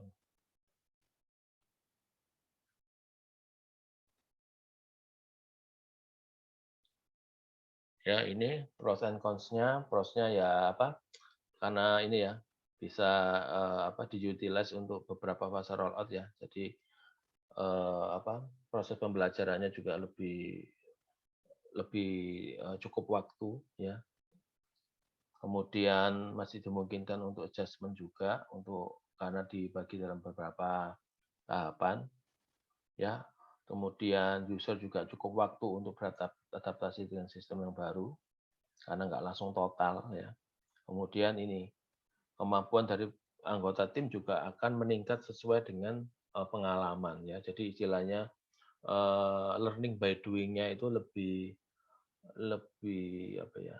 Lebih eksponensial gitu ya. Nggak langsung menukik gitu ya, tinggi sekali. Tapi tambah lama tambah naik, dengan tambah lama tambah naik. Jadi kemampuan secara alamiah itu akan naik ya. Cons-nya adalah itu ya.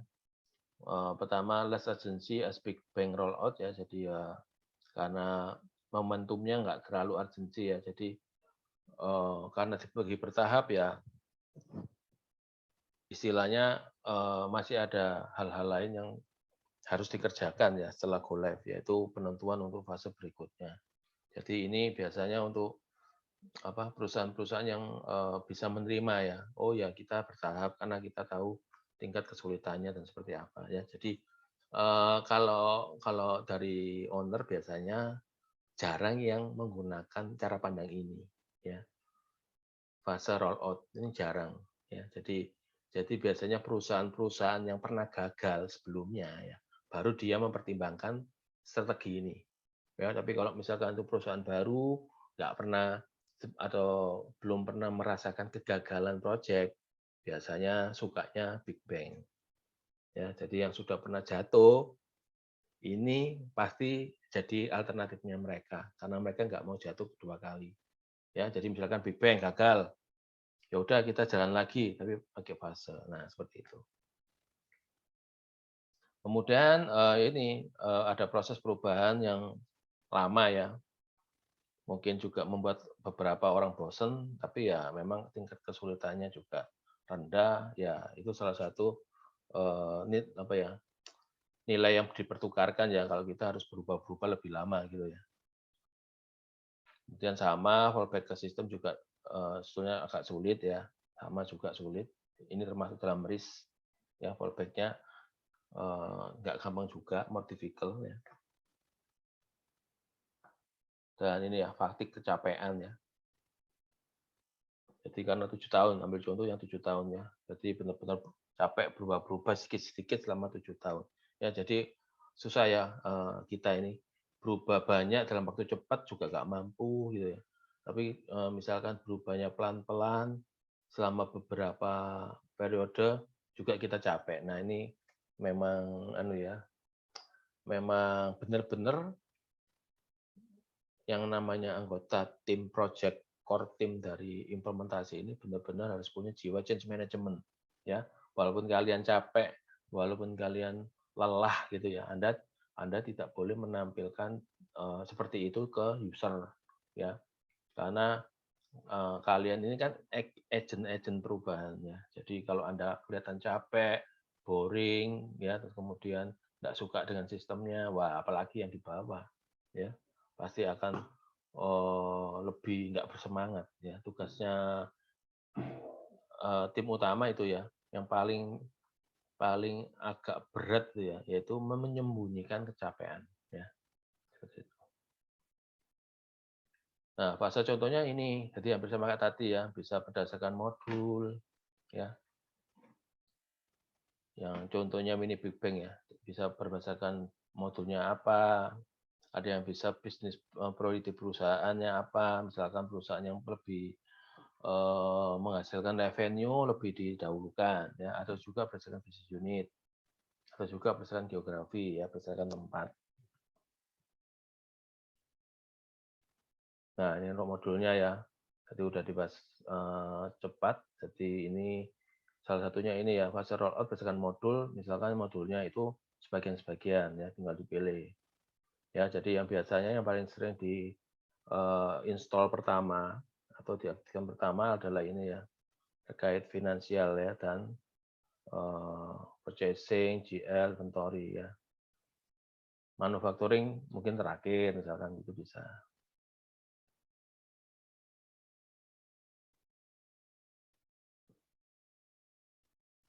Nah, ini ada pro and cons-nya ya, nanti bisa dibaca sendirilah kurang lebihnya hampir sama ya. Kemudian juga business priority ya, jadi berdasarkan prioritas perusahaan mana yang lebih diprioritaskan, misalkan dia banyak beberapa bisnis ya, bisa ditentukan salah satu atau salah dua yang merupakan ini ya pilot project untuk menjalankan implementasi. Kalau sukses maka akan berlanjut ke business priority yang berikutnya.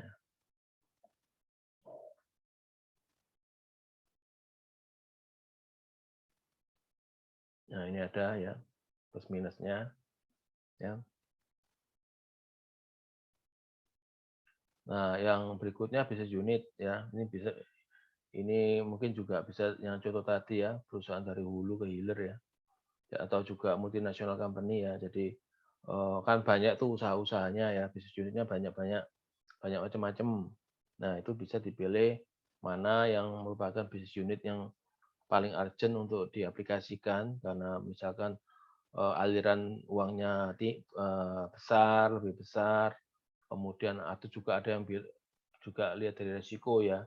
Oh, sering barang hilang, nah, dan barangnya mahal-mahal. Nah, itu bisa menjadikan dilakukan implementasi yang lebih awal seperti itu ya.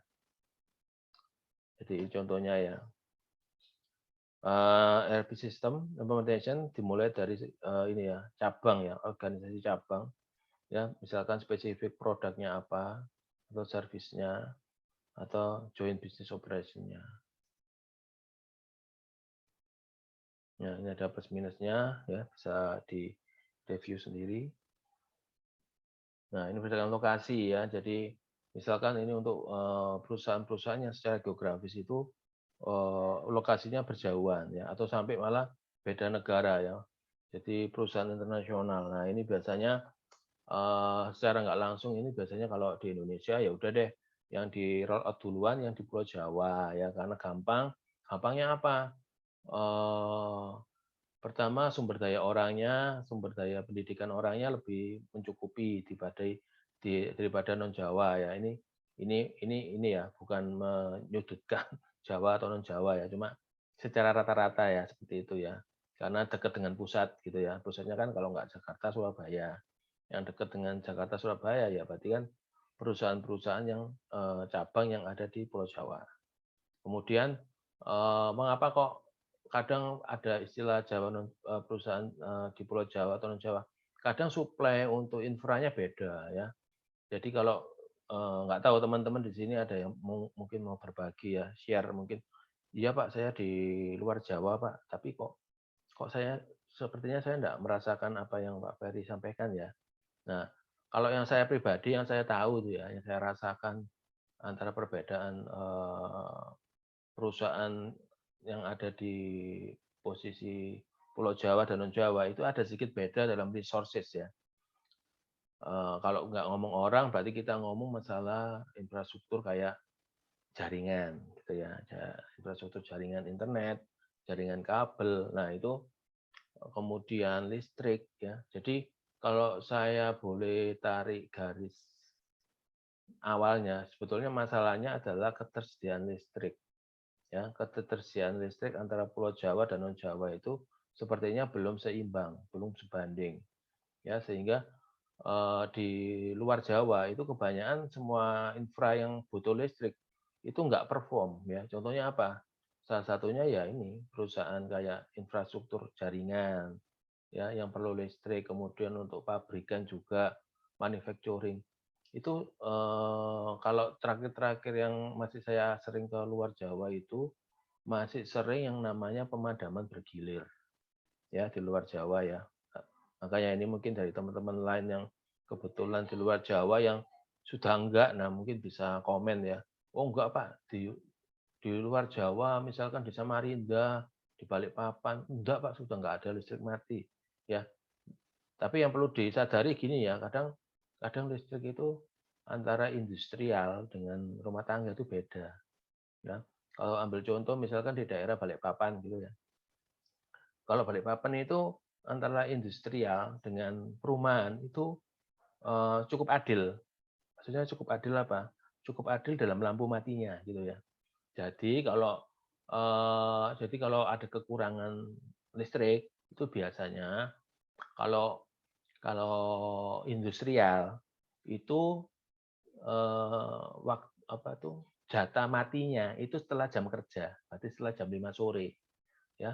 Jadi setelah jam 5 sore biasanya industrial itu listriknya mati ya, jadwal mati. Nah, dibalik kalau kalau yang industrial mati, maka yang di rumah-rumah dinyalakan ya. Jadi untuk rumah tangga itu biasanya lampu matinya sekitar di luar jam kerja. Jadi matinya di rumah tangga itu mungkin rata-rata jam 8 sampai jam 5. Jam 8 pagi sampai jam 5 sore ya. Sebaliknya kalau di pabrikan matinya itu mulai dari jam 5 sore sampai besok paginya sekitar jam 8. Nah, itu mungkin ada teman yang dari luar sudah enggak kayak gitu ya. Nah, itu mungkin bisa chatting ya. Sudah enggak gitu, Pak. Nah, misalnya seperti itu ya. Nah, ini sehingga yang dipilih itu mengacu ke roll out by geographical ini adalah yang dipilih adalah yang dekat dengan kekuasaan dulu dan kedua juga dekat ini ya infrastruktur yang memadai. Jadi itu yang dipilih untuk menjadi yang pertama. Kalau di Indonesia ya. Jadi kalau di Indonesia biasanya yang di dalam Jawa itu didahulukan ya karena secara kendala teknikal dan non teknikal itu lebih rendah dibandingkan yang di luar Jawa. Nah, seperti itu. Nah, ini contohnya untuk yang beberapa negara ya, ada Afrika, ada North Amerika, ada Jerman, Legacy, ada United Kingdom. Nah, ini tantangan ya. Misalkan kalau kita lihat dari negara, Ini mungkin ada negara yang mungkin kelihatannya kok kurang kurang siap ya, yaitu misalkan Afrika gitu ya. Nah, mungkin Afrika nanti akan kalau diprioritaskan akan diprioritaskan di terakhir ya. Kalau yang di Amerika, yang Inggris, yang Jerman udah jalan, baru nanti masuk Afrika. Padahal kalau Afrika Selatan sekarang sudah enggak, ya sudah maju Afrika Selatan, ya. Nah seperti itu kalau kalau kalau kita nggak baca-baca Afrika gitu kan kayaknya wah Afrika sama aja Pak, sama susahnya. Kalau kita apalagi kalau kita sudah pernah ke sana ya ke Afrika Selatan, wah udah paham kalau ini bukan Afrika gitu ya, ini udah beda. Nah seperti itu. Nah, kemudian ada parallel rollout ya. Ini suatu parallel adoption. Jadi garis besarnya adalah ini ya, eee, sistem lama dan sistem baru itu akan berjalan bersama-sama pada satu saat ya. Jadi oleh sebab itu dikatakan paralel ya. Ketika suatu sistem baru ini sudah benar-benar mantap diyakinkan untuk nggak ada masalah lagi, sudah benar-benar bisa dipakai, maka apa baru sistem lama itu sudah tidak dikerjakan lagi ya. Jadi ada suatu saat di mana dua sistem ini harus di-input bersama-sama.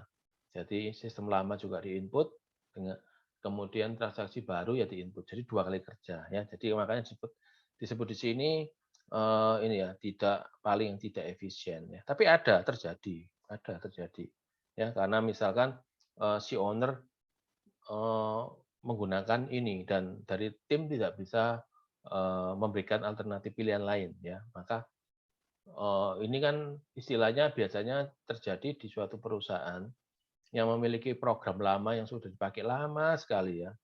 Tapi karena misalkan karena faktor X ya, misalkan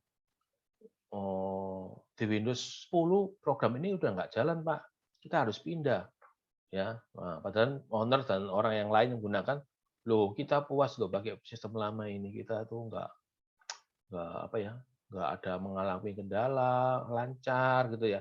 Tapi karena apa, faktor lain kita harus berhenti gitu ya. Nah, biasanya dia akan mempertahankan, ya udah kita pakai sistem baru tapi karena kita sudah lama pakai ini, kita kita kita melihat performanya juga baik, ya udah kita sementara jalan dua-dua dulu. Jadi sistem lama di-input, sistem baru di-input. Saya nggak yakin nanti sistem baru bisa apa tuh, sedemikian bagusnya kayak sistem lama. Nah, itu bisa jadi diambil, kebijakan parallel rollout ini ya, di mana sistem lama juga masih dipakai, sistem baru dikerjakan dan di-input juga, ya. Jadi tidak efisien.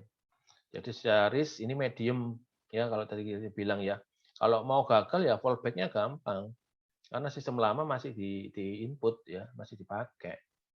Medium, cost-nya tinggi ya karena kita mengerjakan dua sistem secara time juga cukup tinggi ya, butuh waktu yang cukup tinggi. Karena kita harus juga menentukan kapan kita kembali fallback atau memang ya kita meninggalkan sistem yang lama. Nah ini ya, kelihatan ya ada jeda waktu di gambar ini. Jeda waktu di mana kedua sistem di-input bersama-sama sampai diputuskan old system harus sudah bisa ditinggal ya. Ya, jadi high cost ya. Kemudian untuk risk-nya adalah bisa dikatakan moderate ya. Double keying, berarti diinputkan semuanya double-double gitu ya, dua-duanya diinputkan. Karena capek, bisa jadi yang input keliru ya, salah input karena capek tuh. Harus kayak hidup di dua alam gitu ya. Jadi harus ada kemungkinan juga salah ya, salah input. Kemudian pastilah higher cost ya, karena kan bisa jadi menambah orang ya untuk apa? Membantu administrasi dua sistem yang berjalan bersama-sama. Ya ada kombinasi ya, kombinasi ini adalah misalkan fase dicampur rollout ya, bebas ya, sesuai kebutuhan. Jadi selain selain berfase ternyata masih berjalan di 2 sistem. Nah, bisa ya, ini lebih seru lagi ini ya. Sudah berfase, dalam setiap fasenya masih menjalankan 2 sistem. Wah, ini pasti berat ya, berat banget ini jalankannya ini. Ya, ini risikonya low ya, cost-nya high, time-nya high untuk yang kombinasi. Nah, ada pilot, pilot ini hampir sama seperti fase gitu ya. Jadi kalau kita mau mengimplementasikan, kita mengambil pendekatan pilot project. Jadi ada beberapa yang kita implementasikan sebagai pilot untuk bisnis-bisnis yang lain atau cabang-cabang yang lain. Ya, ini kita nemukan kita sebut sebagai pilot roll out. Jadi hampir sama dengan kayak pendekatan kayak berfase gitu ya. Jadi habis pilot project berhasil, maka fase berikutnya apa? Adalah menularkan ke tempat-tempat yang lain ya, hampir sama dengan fase roll out. Tapi pilot ini juga sering disebut sebagai dalam pembahasan ya. Oh, pilot aja, misalkan cabang Anda 200 atau 100 cabang. Ya udah kita gunakan beberapa pilot gitu ya. Misalkan apa? 2 mewakili pusat, 2 mewakili cabang. Nah, itu namanya pilot project ya.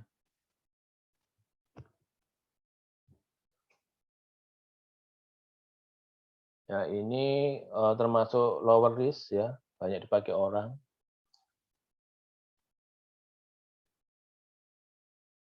Kemudian jeleknya ya itu ya ada roll out ke cabang-cabang lain dan seterusnya.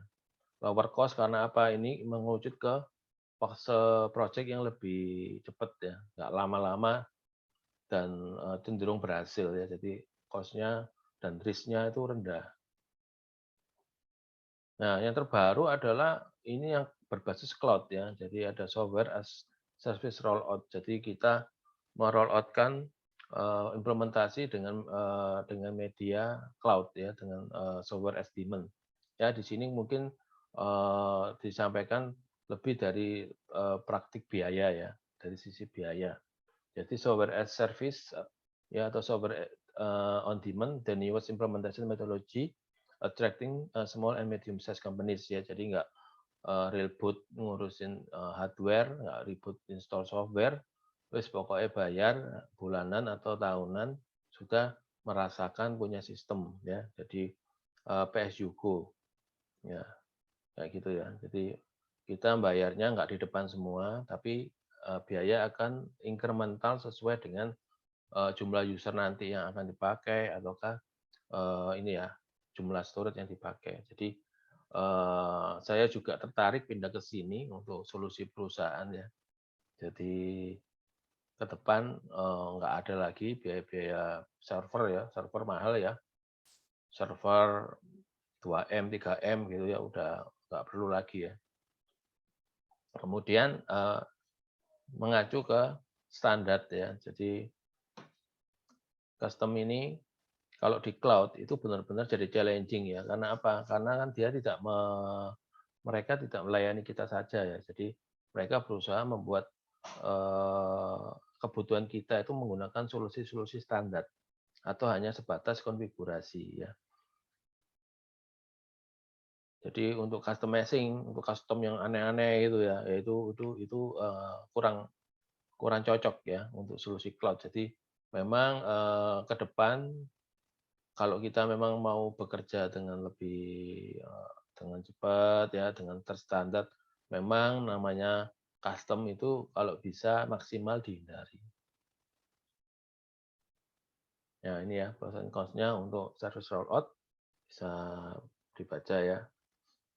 Pastinya yang saya pasti tahu ya harus sangat tergantung dengan koneksi internet ya. Jadi harus kenceng. Nah ini jadi tantangan juga kalau di Indonesia juga masih tidak merata ya kecepatan internetnya. Nah ini summary dari beberapa tipe ya. Jadi ada Big Bang, ada fase, ada Big Bang, ada fase, ada paralel, ada hybrid ya. Jadi masing-masing ada risikonya ya. Di sini disampaikan paling rendah hybrid ya. campuran gitu ya. Kemudian secara cost yang paling rendah adalah bank. Karena semua dalam satu saat ya. Jadi biayanya sekali waktu, kemudian untuk waktu juga paling cepat di low ya. Makanya ini benar-benar kayak saya bilang tadi ya, harus ada indikator-indikator kapan suatu case lebih bagus Big Bang, kapan case itu lebih bagus fase roll out, kapan dan seterusnya. Nah ini benar-benar harus ada checklist ya, checklist ya. Jadi kalau perusahaan kecil menengah, saya biasanya langsung ke sini. Kalau perusahaannya kecil ya, kecil dan tidak kompleks, langsung ke sini. Ya. Tapi kalau perusahaan itu kompleks, bisnis prosesnya banyak, kemudian jumlah karyawannya banyak gitu ya. Saya paling anti pakai ini. Ya, paling anti. Paling anti pakai Big Bang. Ya. Jadi bisa pakai fase roll out ya kalau kompleks. Dan jadi beberapa kalau saya biasanya kalau ketemu dengan orang itu pengen tahu scope skill ERP apa yang mungkin cocok untuk perusahaan, biasanya saya tanya itu adalah yang paling simpel yang bisa diukur adalah pertama adalah jumlah karyawan. Ya, jumlah karyawan berapa? Nah, itu dijawab gitu ya. Kemudian yang bisa terukur gampang adalah revenue-nya berapa ya, omsetnya berapa. Nah, itu dilihat ya. Jadi semakin jumlah karyawannya banyak, semakin jumlah pendapatannya banyak ya. Kemudian tanya juga bisnis prosesnya ala ala gue gitu ya atau standar. Nah, itu nanti akan menentukan apakah harus Big Bang dan fase roll out ya. Kalau paralel saya rasa kalau dari saya nggak pernah menyarankan ya, jarang masuk dalam pemikiran saya ya. Jadi yang jadi daftar saya biasanya ya kalau nggak Big Bang ataukah fase roll out, ini aja dua besar ini yang saya sering pakai. Ya, jadi jelas ya. Kalau simple, bisnis prosesnya nggak kompleks, jumlah karyawannya nggak terlalu banyak, saya akan pilih Big Bang. Di luar itu saya pilih fase roll out. Nah, ini adalah data dari survei ya, agak lama 2010 ya, booming-boomingnya negara maju untuk mengaplikasikan ERP ya, 2010 masih booming. Itu mencatatkan bahwa 90%, 89% organisasi itu memilih Big Bang dan roll out ya. Jadi sama dengan pengalaman saya ya. Jadi dua besar ini yang paling dipilih daripada yang lain-lain ya. Ya, jadi kalau kita lihat di sini fasenya 40 lebih banyak, Big Bang-nya 38 ya. Jadi kalau versi saya 38 ini misalkan small medium enterprise ya. Dia dengan aduh kok jadi E-nya jadi gini ya, SME gini ya. Kemudian kalau 40% ya kalau saya sih biasanya untuk yang levelnya enterprise ya, enterprise yang gede. Nah, itu fase. Nah, seperti itu. Nah, itu untuk materi minggu kedua ya. Oke.